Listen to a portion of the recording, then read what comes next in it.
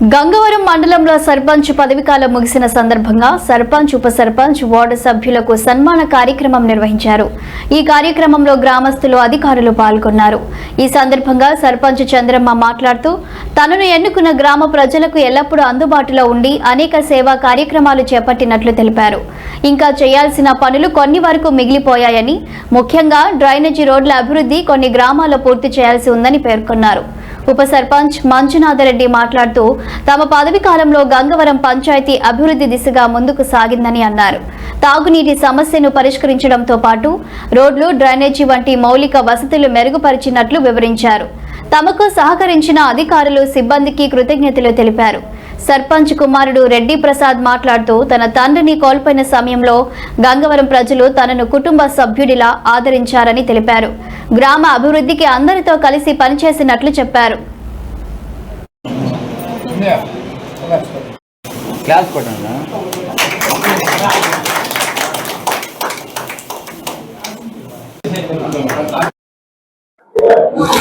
గంగవరం గ్రామ పంచాయతీ ప్రజలందరికీ నా నమస్కారాలు.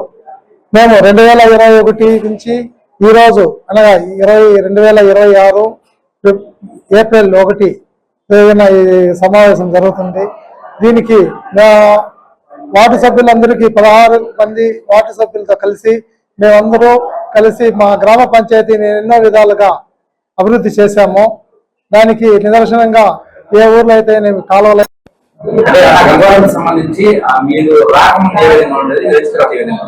గంగవరం పంచాయతీలో మేము రాకముందు అయితే చాలా దగ్గరగా నీటి సమస్య అయితే ఉండేది.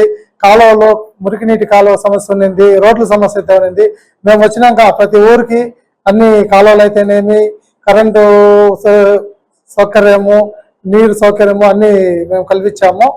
ఆ సర్పంచ్ గారి ద్వారా మేము అన్ని కల్పించాము.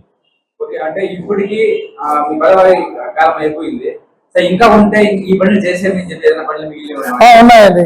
ఇంకా కొన్ని గ్రామాల్లో రోడ్లు, కాలువలు అయితే ఉన్నాయి. నీటి సమస్య అయితే పూర్తిగా దాదాపుగా చేసాము. కాలువలు, రోడ్లు, డ్రైనేజీ అయితే ఇంకా ఉండాలి.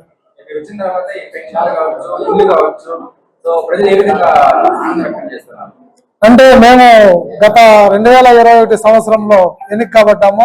మా గవర్నమెంట్ తో అప్పుడు సంవత్సరానికి 3 దఫాలుగా క్యాలెండర్ ఎంచుకొని ప్రతి 3-4 నెలలకు ఒకసారి పెన్షన్లు ఇచ్చామండి. అది గంగవరం పంచాయతీకి కాలం ముగుస్తుంది.